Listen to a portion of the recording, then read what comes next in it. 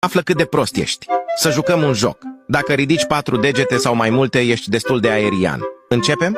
Ridică un deget dacă vreodată ai aruncat lingura la gunoi în loc să o pui pe capacul iaurtului.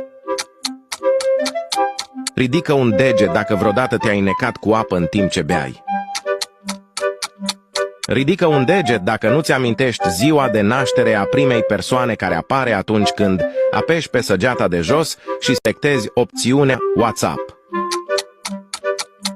Ridică un deget dacă vreodată ți-ai lăsat telefonul să-ți cadă pe față când erai culcat.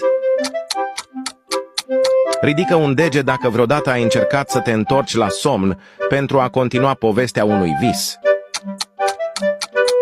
Ridică un deget dacă obișnuiești să te împiedici urcând scările. Ridică un deget dacă lovești întotdeauna degetul mic al piciorului în toate mobilele din casa ta.